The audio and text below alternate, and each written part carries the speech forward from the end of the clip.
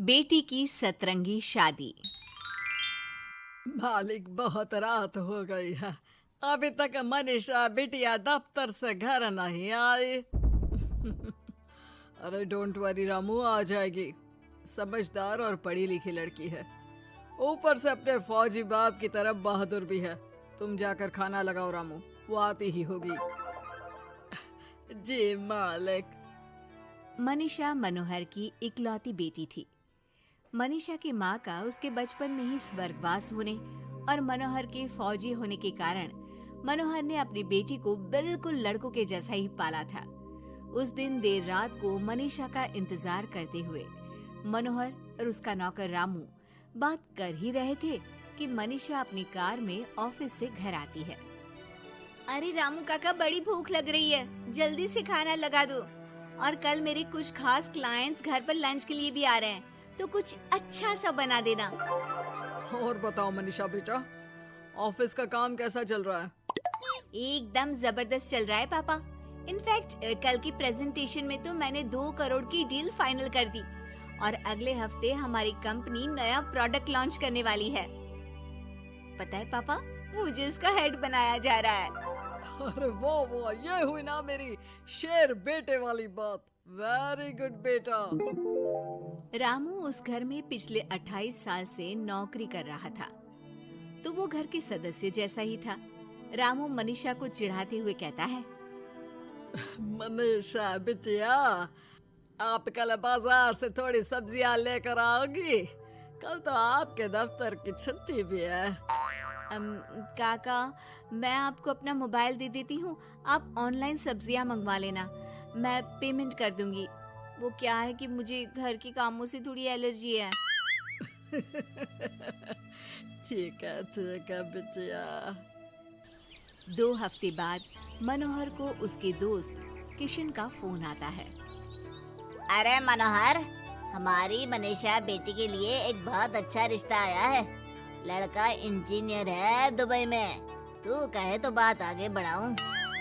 हाँ, रिश्ते की बात तो आगे बढ़ा ही सकते हैं, लेकिन लड़के वालों की कुछ शर्तें भी तो होंगी ना, मतबला लेन देन वगैरह। अरे यार, लेन देन जैसी तो कोई शर्त नहीं है उनकी। बस लड़की पढ़ी लिखी और घरेलू होनी चाहिए, जो कि यहाँ इंडिया में अपने सास ससुर की सेवा करे और घर संभाल सके।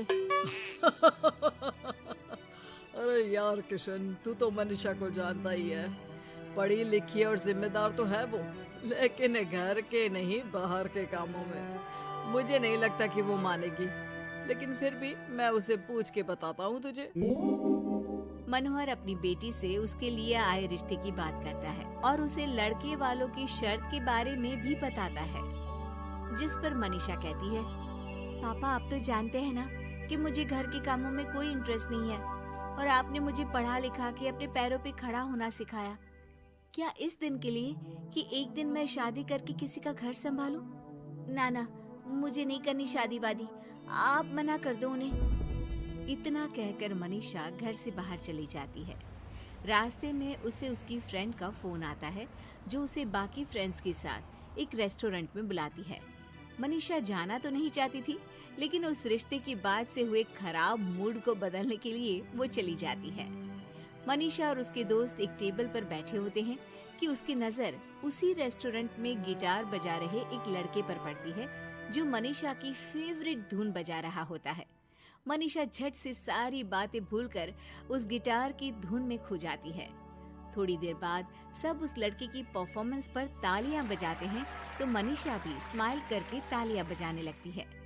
उसी शाम जब मनीषा घर जा रही होती है, तो उसे वही लड़का दिखता है जो रेस्टोरेंट में गिटार बजा रहा था। वो अपनी गाड़ी रोककर उससे पूछती है कि हाय, तुम वही हो ना जो थोड़ी देर पहले रेस्टोरेंट में गिटार बजा रहे थे? I am so impressed with your talent. Actually वो मेरी फेवरेट धुन थी। जी थैंक यू, ये मेरा शौक भी है और इससे मेरी थोड़ी बहुत गुजारे लायक कमाई भी हो जाती है। अच्छा, और क्या करते हो? जी मैं कॉफी बहुत अच्छी बनाता हूँ, और कॉफी के अलावा भी बहुत कुछ। एक्चुअली मुझे खाना बनाने का बहुत शौक है और खाली समय में या तो मैं गिटार बजाता हूँ या फिर कुकिंग करता हूँ। इसी तरह बहुत देर तक बातें करते करते दोनों एक दूसरे को अपना नंबर देते हैं और फिर धीरे धीरे पहले उनके बीच गहरी दोस्ती और फिर प्यार हो जाता है। फिर एक समय आता है जब दोनों शादी करने का फैसला करते हैं। मनीषा अपने पापा को गौतम के बारे में सब बताती है। मनोहर को गौतम बहुत अच्छा तो नहीं लगता, लेकिन अपनी इकलौती बेटी की खुशी के लिए वो हाँ कह देते हैं।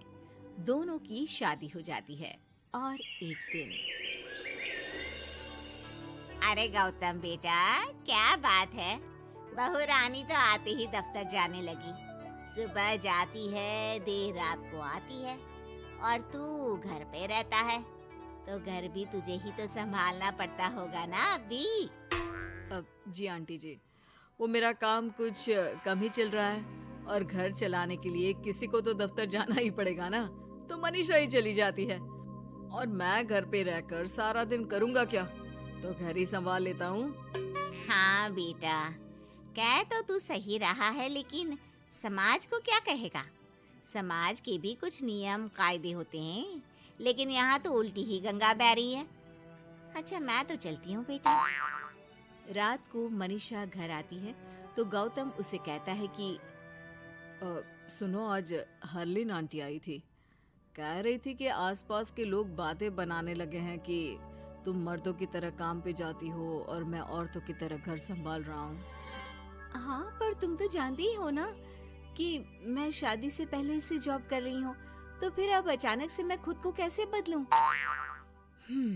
एक काम करते हैं, तुम कुछ महीनों के लिए घर से ही ऑनलाइन सारा काम कर लो और हो सके तो घर के काम ट्राई भी कर लो, और मैं बाहर जाकर अपने लिए पक्की नौकरी ढूंढता हूँ।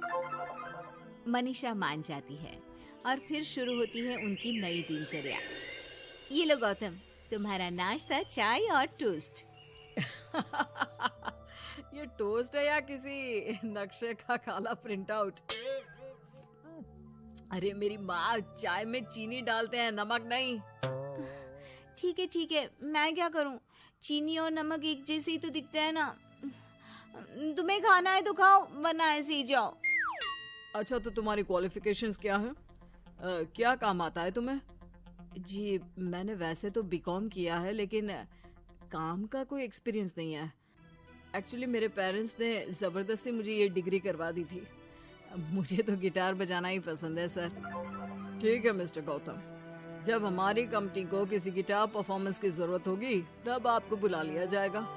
फिलहाल के लिए आप जा सकते हैं। जॉब ना मिलने के दुख में मुख लटकाए गौतम घर आता है तो देखता है कि अरे ये क्या मनीषा, सारा घर बिखरा पड़ा है और ये किचन की ये हाल। अरे सब ठीक तो है ना?